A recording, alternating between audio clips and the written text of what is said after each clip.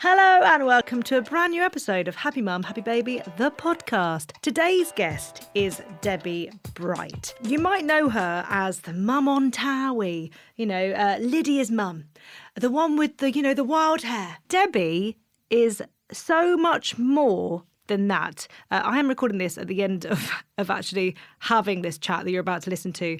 And at the end of it, I properly weep. She is one of the UK's longest serving foster carers. She also has 4 birth children, 2 adopted children, 2 grandchildren. She is a woman that likes to keep busy, constantly has children around, and the most ironic thing of all is that she never wanted children to begin with, yet here she is.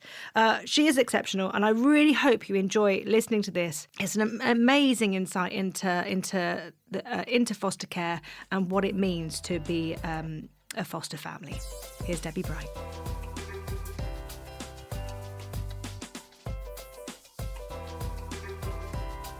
Talk me through your lineup. How your home, your family, because I will get it wrong. Okay, so I have 4 birth children, 2 adopted children, 2 grandchildren. I mean, I always say 6 children. I don't like to differentiate, but just in case people think, I don't remember her being pregnant 6 times. Yeah, I wasn't pregnant 6, I was pregnant 4 times. And then I've got 3 foster children who are 10, 9 and 8, so 7. And then I'm a hub carer, so a village carer. So a hub carer, it was introduced by Fostering Network. It's called the Mockingbird model. Right. And so it is basically to stabilise placements, foster placements, to stop foster placements breaking down and to give support to foster carers 24 hours a day. So to be a hub or a village hub carer, which we call it a village hub carer, you have to have lots of experience. You have to be available 24/7. Yeah. You have to be very flexible, and also you have to have the room in your house. So you have to have room where the children can come and go. The real positives about that are incredible because the children never go to strangers. Yeah. They always, so I'm like their auntie. I mean, I don't really want to say nan, so I say auntie. It's like going to their aunts for the weekend, and I don't know whether you had the same, but my aunt was my saviour. Yeah. Her name was Auntie Joan, and she had a big house in Hockley near Southend-on-Sea. And when she'd come to pick me up for the weekend from my mum's, it was like I'd won the lottery, and she'd spoil me rotten for the weekend, and I never wanted to go home, but I probably, if I lived there forever, I wouldn't want to be there. It's that So funny. I had my Auntie Kay, but it was very different. She had a tiny little mini, so not the new mini, the old version mini, that you had a hole in the floor. You had to keep the door shut with a rope while you were sitting in there. She lived in a flat, like a studio apartment. But we all loved it because Auntie Kay just loved to spoil us and make cakes and, do just it was just like that child focused. That was her time to spoil us. She didn't have any of the other stuff that my mum had to do. No. Just that. No, and I think as well with my Auntie Joan, she always sort of picked one of us up. There was one of 3. So, and you know yourself because you've got 3 boys, isn't it? That it's very important to have that one-to-one time with all of them, and it's so hard for me, and it was hard for my mum because my mum was a young mum, like she had 3 by the time she was 21, and she worked full-time. So I got that like undivided attention, and I think sometimes when we're mums, well, I know I beat myself up quite a lot about it. Time is precious, and it's trying to find those moments in the week or moments in the year, even if you do it a couple of times a year, where you just have that one-to-one. So anyway, these other children I look after between the minimum I have is 9 and the most I have is 14 foster carers. Yeah. So all the foster children that are with those carers will come to me for short breaks, overnight stays. So it could be, I've had up to 7, 8 children of a weekend. Debbie, I always talk about, having three. I feel like three boys. I feel like I have to lean into the chaos. Like I think if you're trying to fight the chaos, it just doesn't work with your nervous system. Your nervous system has to lean into it, and then it feels more relaxing. I mean, you have that, but on steroids. Oh, I know. I mean, I think. I mean, I do. I've always been like it. Like, I can't ever look back at my life and think, like, I remember being, when I was a little girl, like, I always had to have everyone's pets. So whoever didn't want something, I'd go, I'd have it. So I'd have, like, kittens and puppies. My mum used to go, oh, my God, like, you've brought another pet home, like hamsters or, anything that didn't have a home. I'd go, oh, yes, I'll have it. So I've always been a nurturer, I think the word is, a nurturer. And I've always lived in a world of like chaos. But it's like a bit organised chaos. Like I always manage to get everything done, but by like the skin of my teeth, or I'll look at the list. I think, oh my God, I've got to, and I managed to get everything done. So you had that chaos even in childhood? Even in childhood, really? But in childhood, it was with animals. It was with animals, and I always wanted to be a vet as a child. Oh, really? I dreamt of being a vet, but people say to me, "You must have so much patience." Surely you do. But all my children will tell you I've got no patience whatsoever. I mean, I lack patience. Really? None whatsoever. Like, literally no patience at all. I always say about me, I've got that Italian Essex cross, which obviously you have. Like, don't cross me. Don't mess with me. Yeah, I say what I've got to say. I mean, I blow hot and cold. I literally blow hot and cold. But I say what I've got to say. I never go to bed on an argument. Yeah, absolutely. So I always go, night, then tomorrow's another day. And they might go, I hate you. You're the worst mother anyone could ever wish for. You're the worst foster care anyone. I go, okay, I'll see you tomorrow then. And like, life moved on. And I think, again, you could get stressed about so many things, couldn't you? Like, I look back at my and I think, oh, God, there's so many really tragic, horrible things that have happened in my life, and I could get stressed about so many things. But I've learned over the years that when you stress so much about something, it doesn't change any outcomes. Yeah. It doesn't change the outcomes of anything. What's going to be will be, and what's going to happen is going to happen. And actually, when you go through those awful moments, you learn something. Do you think it gives you a bit of perspective as well? Yeah. Sometimes those little moments that might stress you out, actually, in the grand scheme of things, they're tiny little moments that tomorrow... Yeah, I mean, I literally have learned over the years, and I mean, I've been fostering now. I know I don't look a day over 21, but I've been fostering 35 years now. Debbie, that's incredible. I mean, it's a lifetime. How many children do you think? Over 200 children I fostered over 35 years. So that might be short term, can be from anything overnight, weekend to a year, 10 years, 15 years. Like it just varies because plans change on a daily basis. Yeah. And I just think, when I look back at my life and that 35 years of fostering, the things that I've learned is I've got 3 boxes. I've got a box that, if things happen, they stress me out. I'm not saying I'm not, I'm not a stress head. No, I'm not stressed, but I'll go, it will really annoy me and make me angry rather than stress me, annoy me and make me angry. And then I feel my whole mood changes. That I think, well, that's not kind, that's not nice, that's horrible, it's nasty.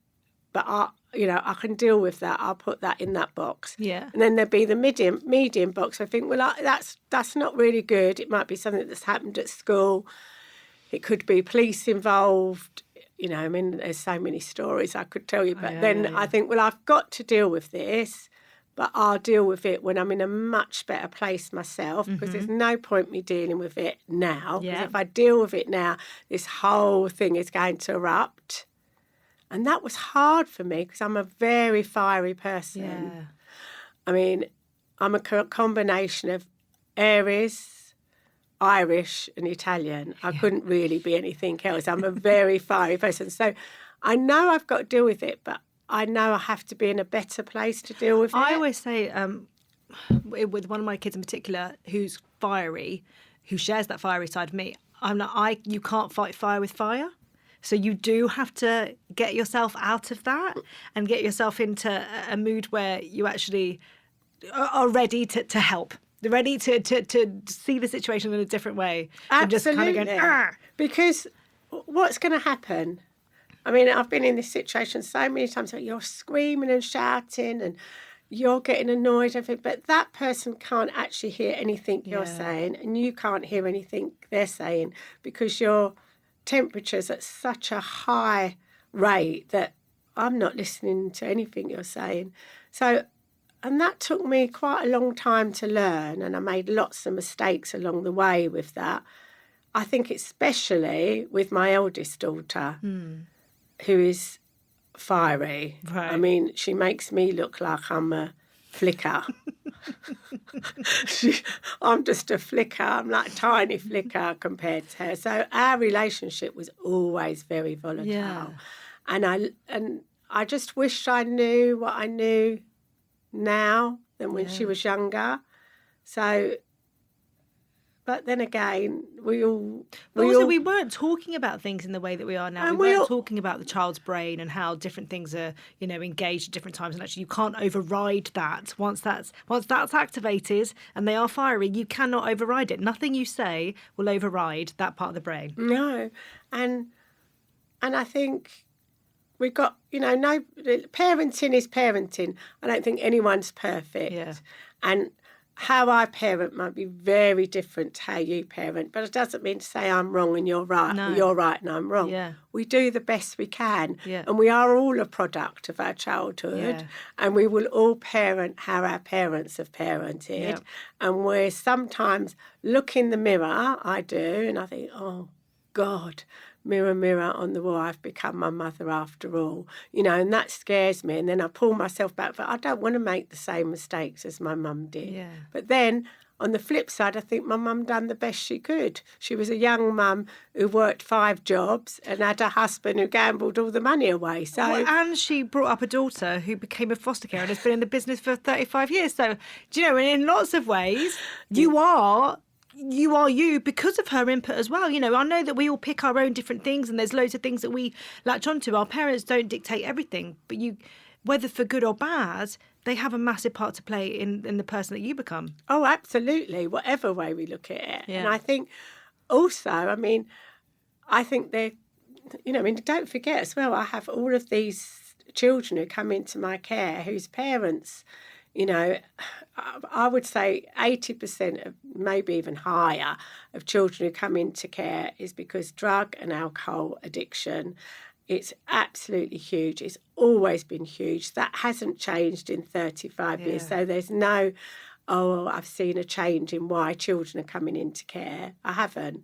I've seen children more angry, really, but not necessarily the reasons they come into care. The reasons they come into care is because of alcohol and drug abuse. But, even with these children, I watch their journeys and I watch the way they regain relationships with their parents. And it might be 10 years' time, it might be straight away, it might be once they're out of that situation, they want to gain a relationship with their parents. And it may be they never regain a relationship with their parents. But my role in that is to support them through that and not to... Well, another saying is, children come through you, but not from you, and so my aim is to make, childhood is such a small part of our lives. We all think we've got childhood for a long time. I mean, with your 3 children, and I know with all of mine, like flick of an eyelid, and you think, oh God, they're going to school, and then they're going to secondary school, and then they're going to uni or college, or they're getting a job, and you think, where do those years go? Yeah. And you look back and you think, realistically, with everything that's happening in their life, that very small part of childhood is the most significant part of their life. And if we get that wrong, it affects the rest of their lives in one way or the other.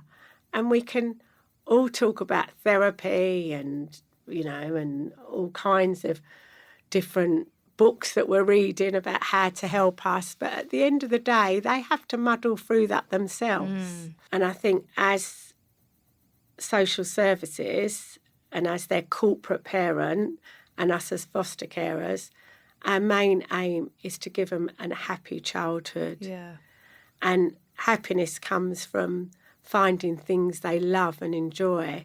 So whether it be playing an instrument or achieving running a marathon, or everyone's good at something, or just, sitting reading books with them. Yeah. I mean, I was reading Polar Express till late last night and I got really fed up halfway through. I said, can we finish this tomorrow?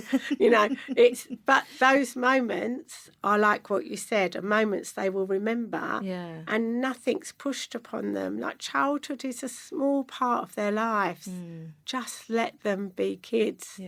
What was your childhood like? My childhood was, I was born in the East End of London, so I was born in a 2 up, 2 down house in Walthamstow. So I'm E17 girl. I'm an E17 girl, and I went to obviously Catholic schools, so I was taught by the nuns. Yep.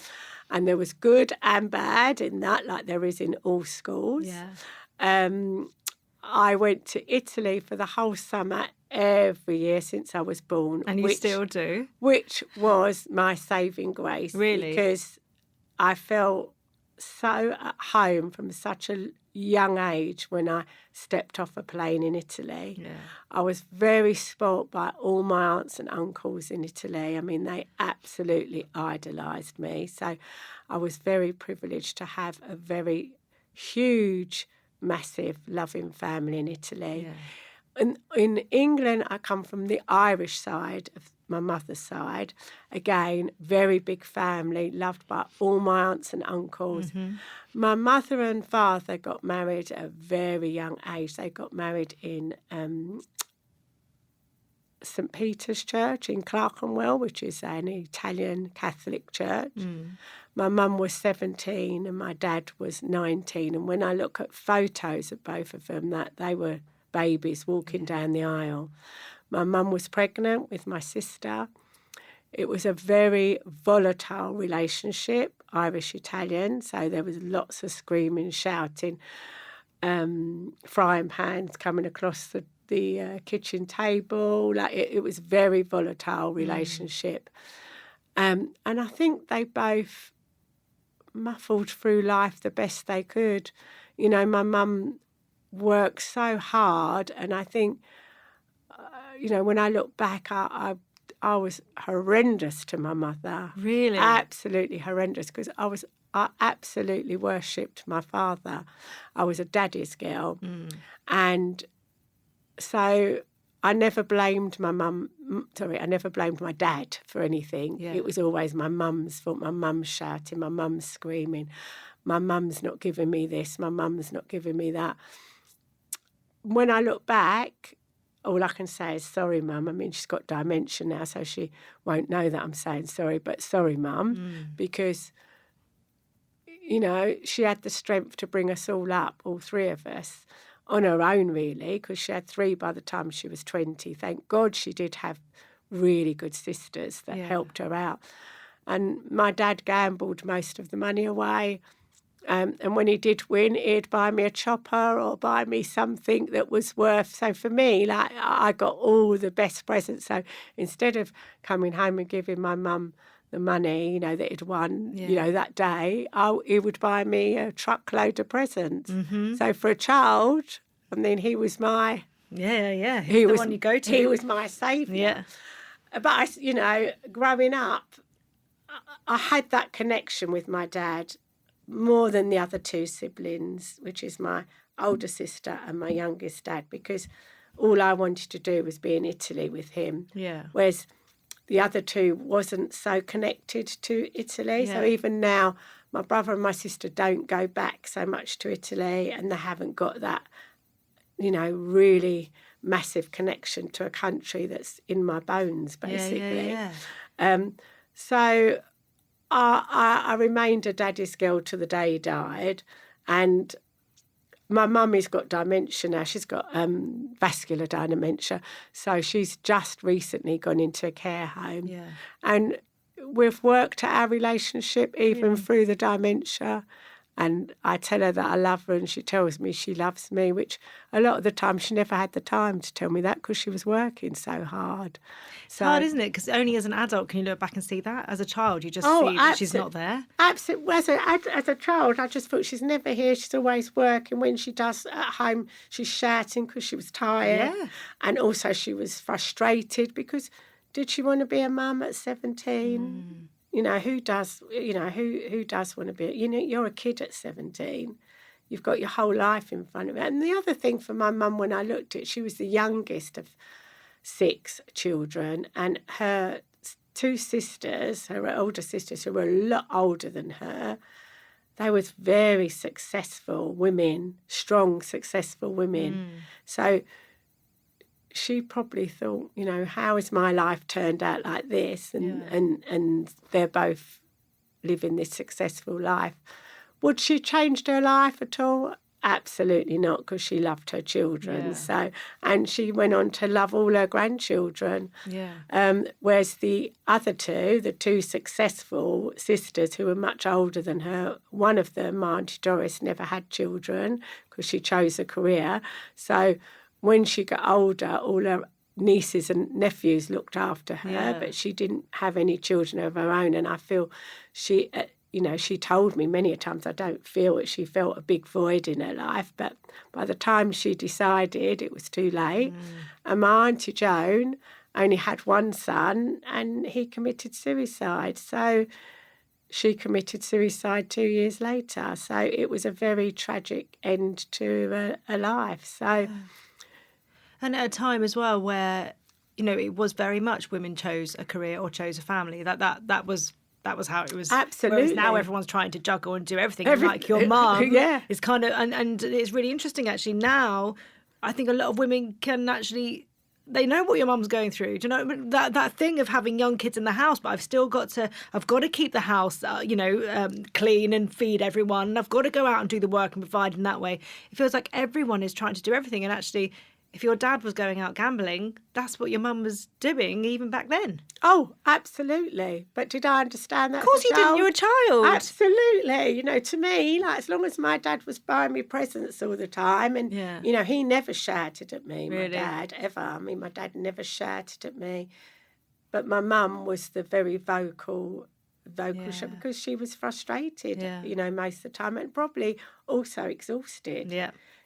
So she was running from one job to another. But as we said, we muddle through life the best we can. Yeah. And there is no such thing, I truly believe, as a perfect parent. Yeah. But we only realise that when we're older. And I think when I sort of look at things now and the way society are, I think a lot of the time people blame their parents. And then... I'm like this because my mum was an alcoholic, or I'm like this because my dad was a gambler. I could have quite easily said that, couldn't I? But it's a very blaming culture, and you shouldn't blame people. I don't ever judge any of the parents whose children I'm caring for. And the first thing I do when I care for children, if there's contact set up, is try and make a really positive relationship with them. And a lot of the parents I've become extremely good friends with, and support them, even supporting them now after their children may have moved from me 10 years ago, 15 years ago. I'm still at the end of the phone for them, because we must never judge people. That's the thing, isn't it? It's taking that judgment out of it. It's very easy to judge. But actually, if you take that out, that's just a person that's struggling, and they need someone there to just offer kindness. And do we know why they're struggling? No, we just look at them and we go, no one ever must say, oh, these. when people say to me, "Oh, why are these children in care?" I don't divulge that information because that's their information. I just say, "Oh, they're just in foster care. That's up to them to tell you when they're ready to tell you, if they are ever ready to tell you." But alcohol destroys lives, and drugs devastate families. And thank God that I'm in a position where I've never been been an alcoholic or took drugs. Thank God I'm in that position. But we don't know how they got to that point. And we must never judge people. And, even some of the children, this is, very recently, one of the boys that I used to look after many, many years ago has ended up in prison. Because we all know there's a high statistics of children who leave care who end up in prison, a very high percentage. And I, waddled along to go and see him and went in, and the first thing I'd done was give him a cuddle and a hug and just said, right, well, let's learn from this. How have you got here? How can you make sure you don't get here? And I'm still here for you. Yeah. All the years later, I'm still here for you. And then messaged his mum to see if his mum's okay and told his mum to ring me if he needs anything. And it's keeping those connections going. Because we're very fortunate, me and you. We've got a big family and we've got massive family support. But I think society and people do not understand how many people are trying to do it alone. Yeah. And when you have children and you try to do it alone, the world will just swallow you up because, as you know, what is the saying? It takes a village to save a child. And that's why we're called hub village carers, because we're trying to ensure that these children, when they get placed with a foster carer, stays there until it's either ready to go home or move on. Because we also know through research and through statistics that the more children move in the care system, the less chance they have of survival. Right. It's that stability, isn't it? It's having that place knowing that that's where you're going to stay for a time. You're not going to be moved around. So having a place that you can just go to for a night, so that foster carer has a little bit of respite themselves, is really important. I mean, I don't know about you because you look like a perfect child to me. But I definitely wasn't. I mean, when I used to kick off at home, and there was many a time that I used to kick off. I wasn't the easiest of child. Not that you can believe that, but I wasn't the easiest of children. I went to my nan's or my aunt's. Yeah. So, I remember packing my suitcase and I hate you, I'm never going to speak to you again. And I'd go to my nan's and then my nan would make me eggy dip in bed and, cover me up and make me a cup of tea. And after a few days, I wanted to go home, and the same with my aunt. Well, foster carers don't get that. So when there are these eruptions or when the child is being extremely challenging, what are they going to do? What happens is it just gets worse and worse and worse and worse, and then the placements break down because in the end, and I have been in that situation where you just think, I'm absolutely exhausted. I can't take any more. And then what they do is they phone up the social worker and then give in their notice, and then the child's moved. Whereas if they can have that little bit of a break. And people feel helped along the way. And it may be that they're not even coming to me for a few nights. It might be that just they want to talk to somebody. It's very different. They can't talk to, I don't know, their neighbour or a friend who doesn't know anything about fostering. And that's the thing. So that support, it isn't only for the children, it's also for the family. Yeah. So it's amazing. It's for everybody. And what I've noticed over the years is it's equally as important. But what I didn't see the impact it would have as much as like now I'm doing it. You read about it, but until you're doing it, it's like anything. It's like through experiences. Yeah. It's the impact it has on children in care is absolutely magnificent, because a lot of these children think they're the only children in foster care, and they think they're the only ones that mums and dads have done what they've done. Yeah. Whether it be they've witnessed, alcohol abuse, drug abuse, mental health issues.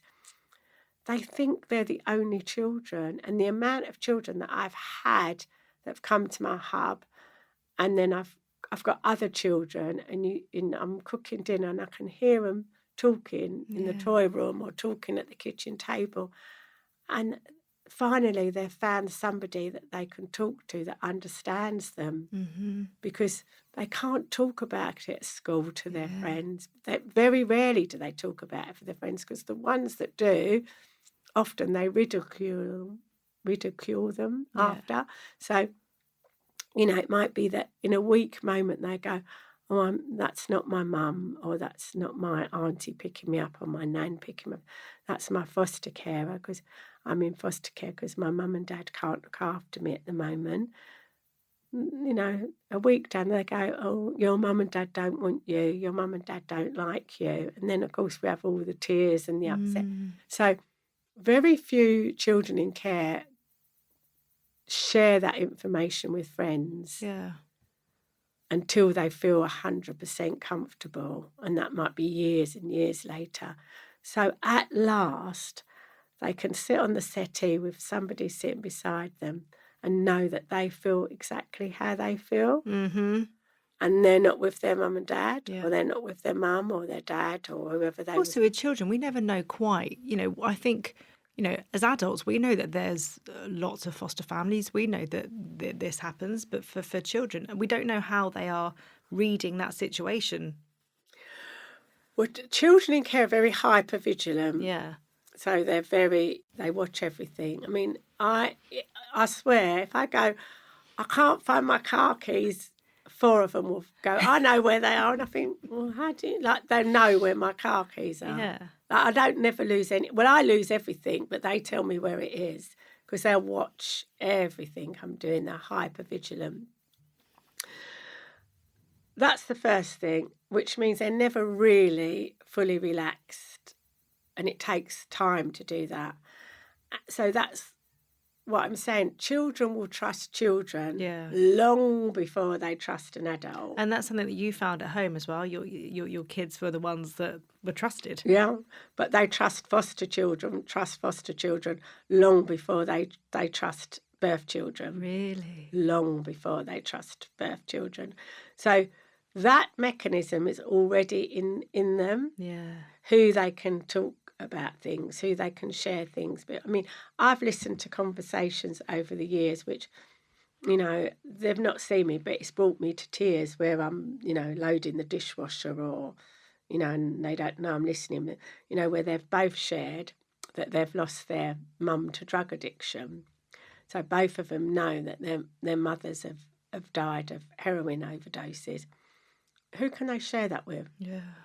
And know that they know exactly how they're feeling. Mm-hmm.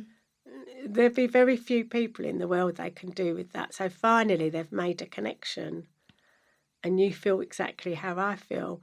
And the friendships that I've seen blossom is the word. Blossom is more than inspirational, because their faces when they see each other, because, I might have 2 from that foster carer and 2 from another foster carer. And I go, oh, okay, I have them for this weekend contact.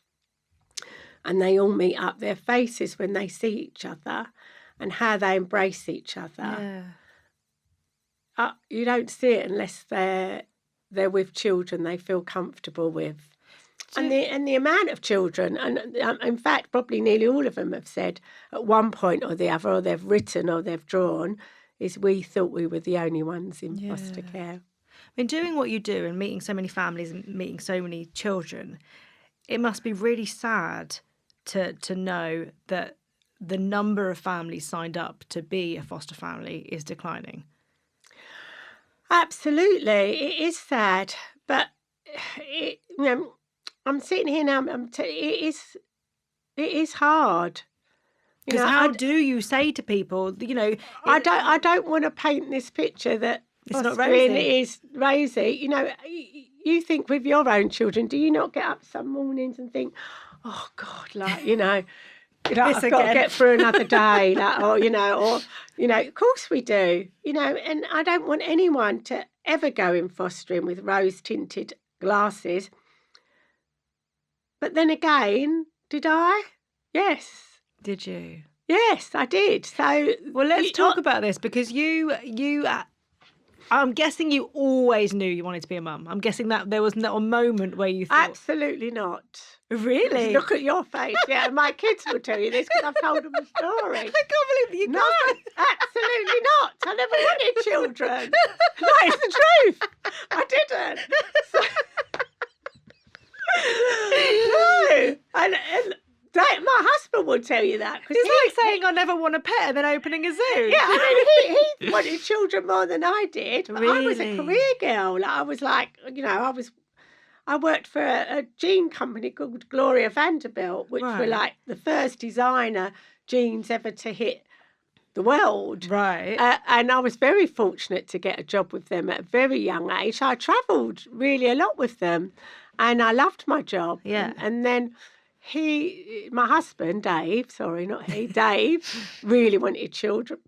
I felt a bit pressurised. Really? If I look back, I felt pressurised to have a child. But also the wider family, were they all very much like, come on, Debbie?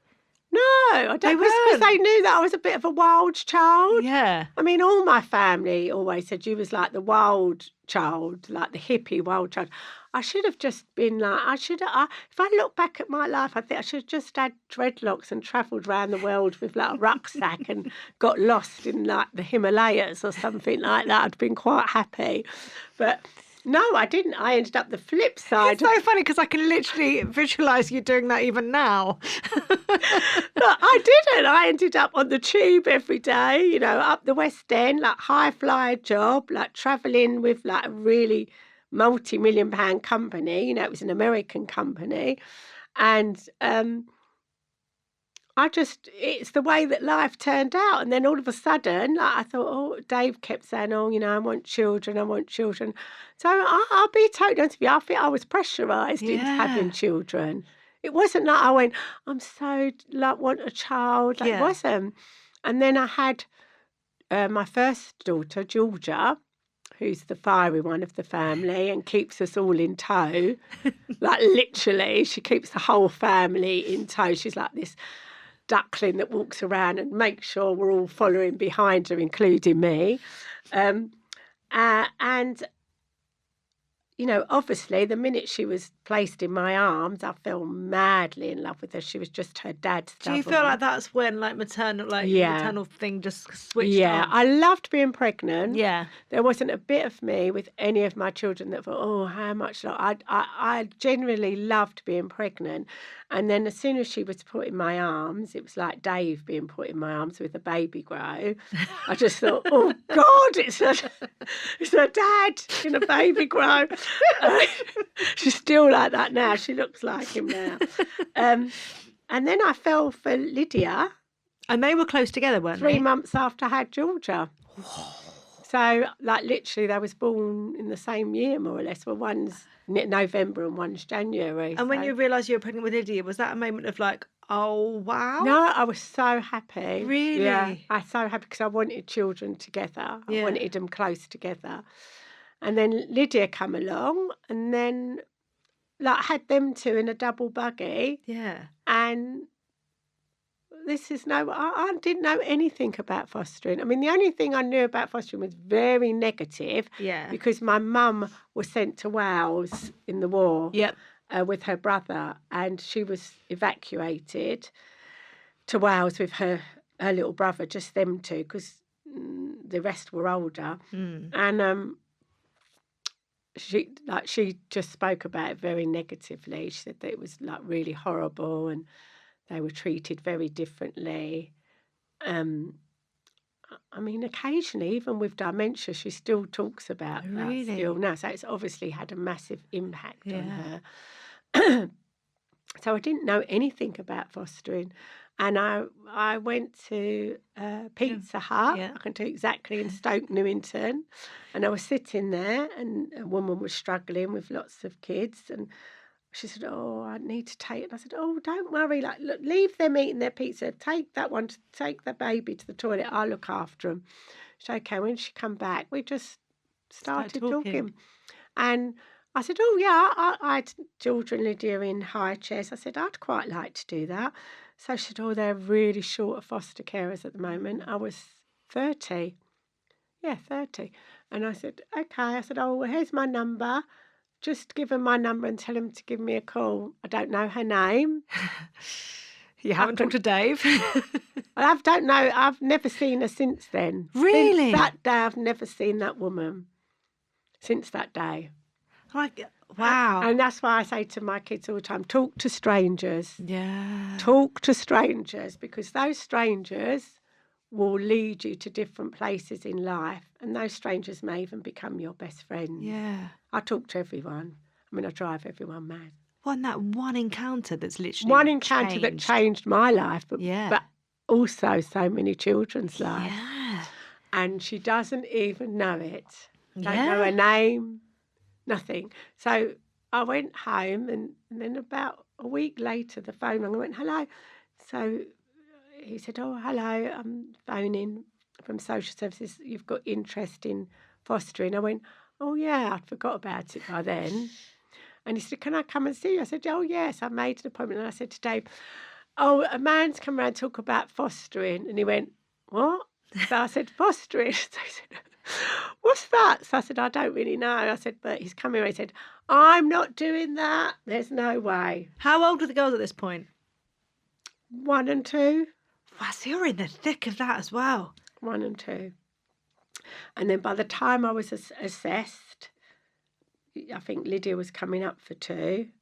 And then I got an absolutely, I think, 7-day-old baby girl. Oh. And she was Italian. Yeah. And that was it. It was like a roller coaster. I mean, that must have been, I imagine, the first time, like going through that process and then being just not certified, but sort of given the go-ahead to foster, and then actually having a baby with you. That is it at that point that the weight of it, or the actual journey that you're about to go on, is that at the point where it actually becomes really real? Yeah, I think it happened so fast for me. And I mean, the girls were just ecstatic, because it was like they had their own very baby doll, didn't they? I mean, they used to help me, like bath her and change her and feed her, and it's like they had their own little baby doll. And it just, I mean, I just loved it. I absolutely loved it. I mean, in those days, we didn't keep in touch. Things have changed immensely, especially with adoption, open adoptions and stuff. But they found an auntie with her, and she went to live with an auntie. How long was she with you for? She was with me for about a year. Gosh, that must be like, I don't know, that's what you sign up for, and you know that's going to happen. But knowing something, but the reality of then saying goodbye to that baby who you've absolutely loved and you would pour so much love into, and saying goodbye must just break your heart. I think that for me is the hardest thing about fostering. Yeah. And you think she will be, this little girl would be 35 now. Yeah. 34, 35. Yeah, now. I could be sitting next to her on the train and she wouldn't know that I had her for the first year of her life. I could be sitting, it could have been you, I could be sitting opposite you. You know, she doesn't know the impact that she had on our lives for that year. And when they come and they take the children, it's like your heart is shattered into a million pieces. That's the only way I can describe it. Like, I remember sobbing on the bed and crying for nights on end. And I remember thinking, I can't ever do that again. I can never ever do it. I can't put myself through that ever again. And I did. And then people then go to me now, oh yeah, but it must have got easier over the years, because I've had many, many, many, many babies from, newborn till they're about a year. And I say to everybody, no, it doesn't get any better. In fact, I think it's got harder, because I realise that how precious those years are. Like, as you get older, you realise that how... And I think when I was younger, like, you love them all the same and you cherish them. And, I remember I love night feeds, because it's the only time in my house is quiet. So I love waking up with newborns and just sitting there and it's quiet. And I've got that baby to myself. Yeah. And it's a really funny feeling, because when I'm holding them and I've got them to myself, it's almost like I can feel my heart literally exploding. We'll both be crying in a minute. Where's my tissue? Because that's how you feel. You feel like your heart's just exploding when you're feeding them. And I think as I've got older, I mean, one's just been adopted not long ago. That was a little boy. And he's flourishing now. Look, she's got the tissues out for me. Sorry, guys, I've got to blow my nose and wipe my eyes. He's absolutely gorgeous, but the same thing happened with him. Yeah. I mean, we all adored him. That whole family adored him. And I see him occasionally now, because he was adopted by 2 daddies, which was lovely. They're really lovely, lovely couple. And they keep in touch. And I see him flourishing. Yeah. I see him growing. He's like a massive, huge ray of sunshine. He's like a huge sunflower now. And you have to come to terms with it's like a book. It's like a book. You wasn't the first chapter of his life, because he's got his birth mum and dad were with his first, but you've been a part of it. 2-3 chapters of his life, and then his life will carry on. And that first year of his life, we put as much fuel of love that we possibly could put. And you have to, right? I mean, because in some ways, I wonder if some people's heart might be like, well, I have to sort of toughen up and not kind of lean into it, but actually, you're doing the best thing by showing this little baby, complete love. Absolutely. You are Oh, there. I never hold back. Also, I guess it's also that thing with a baby. You can't. Oh, of course you can't. I mean, he used to smell of kisses. We'd all be kissing him the whole day long. I mean, again, on the flip side of that, I look back and beat myself up again, because I think, did I damage my own children with that process? Because they've loved and lost, loved and lost, loved and lost, loved and lost. And I do beat myself up about that as well, because I think there isn't really any children that know that have loved and lost as many times as my own children. But again, you could say that you've actually taught them the power of human kindness, and how, you open your doors to other people and you let them in and you show them unconditional love, even if it means you do have to say goodbye, which for me is, well, that's such a beautiful lesson to teach them. Yeah, that's a... Let's make it... God, I mean, that's a lovely way of putting it. Yeah, but the reality is that's hard. But the reality is it's hard, because I just think I've seen, I've watched them break down. Yeah. And as a mother, I think, like, I've watched my own children break down and cry and sob, because this baby that they've all loved, especially if they've got older. Yeah. And I think, as you know, children are so... We all think that they're not going to cope with things, but they're so resilient and flexible. And even when children come into my care, like, you think they're coming to a stranger. Yeah. So they're coming from their parents and all they've known to a stranger. But you'll be so surprised how children adapt so easily and quickly. Not always, but in the majority of the time, they will adapt so quickly, because you all think, you yourself, like, and me, no one can love my children like I love them. And, if anything happened to me, who would love my children like I love them? But children adapt very quickly, and not to say that they're never, that they don't remember or forget or have troubled times or nightmares. They do, but they also develop and adapt. But as you get older, that's much harder. Yeah. So I've noticed, what I did notice, and I do notice with my children, my birth children, that become harder the older they got. Yeah. So even recently, I mean, when the baby was adopted from me, which isn't that long ago, they're in their early 20s. Roma's only 21. Their early 20s and 30s. Yeah. And I witnessed them take it so much harder, because as you get older, it's harder to have that heartbreak, isn't it? Did it feel comforting when that shift happened, where all of a sudden you were allowed to sort of stay in touch with the children once they're adopted or gone back to their birth? Absolutely. And I think, it doesn't always happen. I'll be honest with you. It doesn't always happen. I'm quite lucky, in the majority of the time it has happened, that the adopters have promised to keep in touch. Mm-hmm. And that promise has been kept up from both sides. But I know lots of foster carers, because I do know lots of foster carers, that there's been lots of promises and it hasn't happened. Yeah.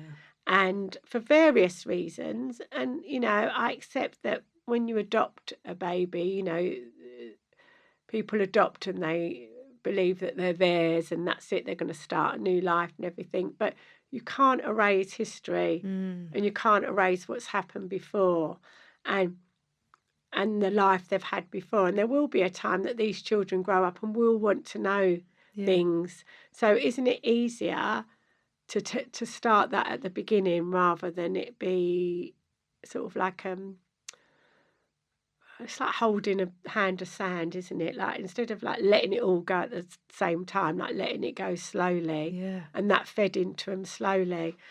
And I do try and pass on as much life story work to the adopters as I can, and including whatever. Because you've got to imagine, I'm in a very privileged situation, because I'm having contact with the babies' parents at the beginning. So very rarely do the babies come to me and then have no contact at all. Most of the time there's lots of contact before the adoption order is granted, and then it's dwindled down. So I get as much information as I possibly can, because all of that information is vitally important, and I do pass that on as much as I can. And actually it's very, very, for me as well, like where I've made a relationship with these parents, I mean, most of the time, there are times that they don't want anything to do with me, and no matter how much I try, I have to respect their wishes. But then when I see the children grow up, because I've got that privilege of the adopters and watching them grow up, there's many a times I think, oh my God, they're just like their dad. Oh, really? Or they're just like their mum. Because it's nature versus nurture. And we have to all accept that, no matter whether we're foster carers, birth parents or adoptive parents, we have to all accept it's nature versus nurture. And I've seen it so many times. How old were your older two when you decided to add more birth children into the mix? Because that must be difficult as a foster carer to kind of go, actually, I want to grow my birth family as well. See, this is the problem. I don't ever think about anything. I don't. It just happened. So I didn't really think about it. And then I fell pregnant with Freddie when I was 35. And it wasn't planned. None of them really were planned, apart from the first one, because Dave put pressure on me to have the first one. But other than that, none of them were really planned. And then after we had Freddie, Dave was going to have the snip. Right. And I don't know what happened. I just got this like... I can tell you what happened. Yeah, I just got this like really weird feeling. I thought, oh my God, that means that I could never have another baby. Really? And it was a horrible feeling. Like, it was just a really, because the thing is, it's choices, isn't it? Yeah. If you have something like that, it's very final and you lose those choices. Yeah. And I just felt really, really overwhelmed with like, no, I can't, no, this just doesn't seem right to me. So I phoned him, I said, there's, sorry that I said, there's been this article I've read, Dave. If you lied. There's this article that I read, Dave, and you better not have it. It's really linked to like lots of health issues. And he went, what do you mean? I said, you have to cancel it because it's linked to like lots of things that could go wrong. He went, like what? I said, well, lots of things, because I couldn't think of anything off my head. I said, but I'd rather you not risk that. So he said, okay. At what point did Dave realise that you maybe told a little white lie? I think when I got pregnant, I think. And then I got pregnant. I mean, I had Roma at 43. Wow. Yeah, so my last one was at 43. And obviously she's been wrapped in cotton wool ever since. I mean, she's the baby, isn't she? Yeah. So, yeah. But saying that, so Roma I had when I was 43, but then I had a little boy placed with me when she was 6 months old, and he was 6 months younger than her. No, she wasn't 6 months. She was about 18 months. Yeah. I had a baby placed with me who was 6 months younger than her. Right. So there's 6 months between them. Yeah. And he's still with me now. I mean, No way. They're the same age. They're 22. So they've been brought up as twins. Yeah. So everyone thought, because I had the double buggy, everyone thought that they were twins. So although she's the youngest, She's not. She's not really, because she's been brought up with a little brother. Yeah. And she was brought up like she was a twin. Yeah. She thought she was a twin. I'm blessed. Yeah. I'm blessed. You know, how do you count your blessings? Like with love that you've got around you. Yeah. And I've got just such beautiful children, all my children, you know, all my foster children. I mean, I've got foster children and adults that one lives in Japan, and she's always messaging me, you know, and saying, oh, when you're going to come over and see me? And I go, soon, I'll be over soon.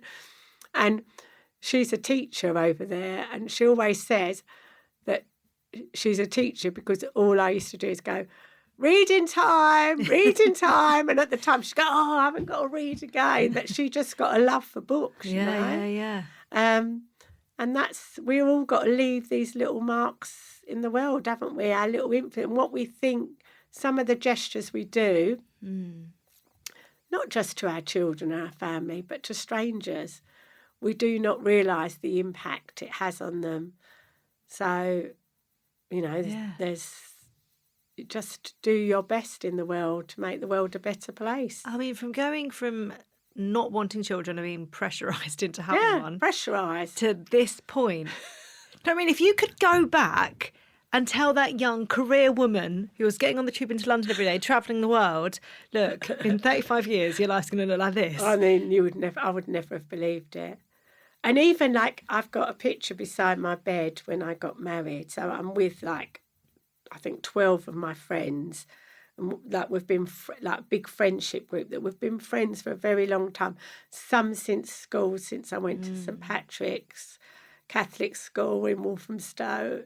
Her name's Janet Steptoe, would you believe? I mean, we started school the same day together at 5.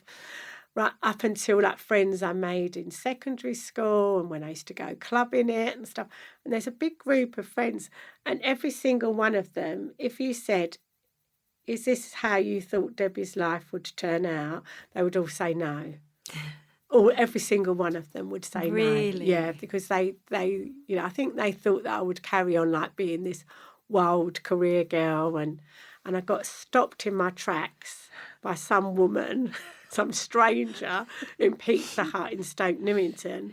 Otherwise, who knows how my life would have turned out? Yeah. And what do you call that? Sliding doors. Absolutely. Sliding doors. I mean, actually, if you look at it, the Gwyneth Paltrow version of Sliding Doors isn't as interesting as what yours would be in film version. Is it? It's just not. Oh, No, whatever. no. I mean, she's got nothing. She's got nothing. Oh, see, Hollywood, right? If you want me, my agent is sitting opposite me.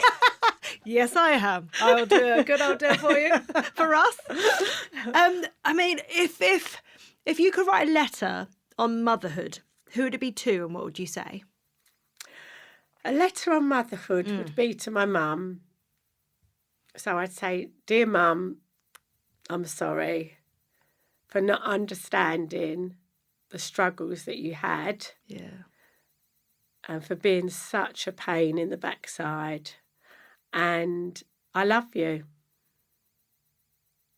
I love that. That's what I'd write. You done the best you could. Yeah. It's hard, isn't it? I think we come to that realisation with our parents far too late. Absolutely. I mean, I think she can hear me sometimes, but should I have told her before she had dementia? Yeah. So anyone who's got elderly parents out there, and I'm sure there's a lot of you, you know, put your arms around them and tell them you love them, and don't blame them for anything because they done the best they could. And that's all we can do in life. Yeah. Funny that we focus so much when it's with our sort of children and the toddlers and stuff. I read so much stuff about the repair. You know, don't worry if you get stuff wrong. Repair. I think that's so important in life that whatever happens, the repair is possibly available. Absolutely. And, you know, even if you put a sticky plaster over it, you know, it's repaired. Yeah. It hasn't got to be glued exactly to the point. You know, it's like if you drop a vase and it smashes into a million pieces, it's never going to be perfect, but it's going to be repaired. Yeah, yeah. If someone's listening to this and they were thinking about becoming, like going down the route of fostering, what would your advice be? What would you say to them? My biggest piece of advice will be follow your heart and not your head. Really? If you went through everything that could possibly go wrong, you won't do it. Yeah. Right, so just follow your heart. If your heart's saying this is for you, then do it. If your head's saying, no, because of this or because of that, just ignore it. Okay, because follow your heart. And the second piece of advice I can give you is you'll need a huge village wrapped around you. Because you need a village to support you, and that child will need a sense of belonging, not just from you, but from everybody around you, because you're never going to be able to do it alone. Such an important point, isn't it? Everyone's got to kind of be game in that way, haven't they? They've all got to see what you're doing and go, yeah, absolutely. We can support. And not just your family and friends, your community. You know, whether you belong to a local church or a mosque or a synagogue, or whether you belong to, like, I don't know, a community group that, you know, you go knitting with or whatever. That, you know, you has to be community based. Yeah. You know, because that child will want to feel a part of something, a sense of belonging, like we all do. We all need a sense of belonging. That child will need that as well. Yeah. Debbie, we end the podcast with you completing 3 sentences. The first one is being a mum means. I'm exhausted. Being a mum means that I have got the privilege of leaving a legacy in this world. And whatever legacy that is, you know, I want my children to talk about me to their children, and their children to talk to their children about differences if I'm made in their life. Yeah. And that includes all my foster children.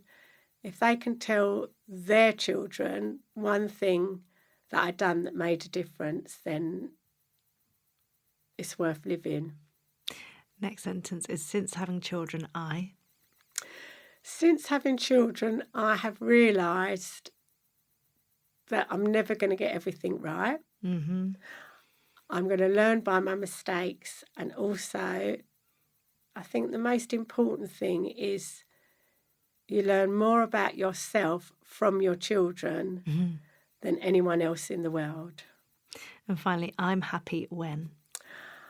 I'm at my happiest when I'm swimming in the Adriatic Sea on the shores of Porto Recanati, which is in Le Marche in Italy, and I can feel the presence of my dad. And occasionally a white feather might land in front of me to remind me that he's there. Yeah. Debbie, you are such an exceptional human with an incredible story. And it's so funny, isn't it? I think when people think of you, they might think of, oh, Lydia's mum on TOWIE. You know what I mean? It's such a... But the life that you have had, the impact, the input that you have had into society, it's such a huge thing. Like, it's not a... You've opened your doors and your heart in just the most beautiful way. And I just think you're one exceptional woman. I'll be crying again now. I do. I just think... I mean, I've got a lap full of tissues. But I just think it's absolutely unbelievable, the work that you've done over the last 3.5 decades. So. Oh, thank you. Thank you very much for inviting me. And thank you for making me cry all morning. I mean, it's been wonderful. A bit of therapy for you. There we go. Oh, thank you, everyone.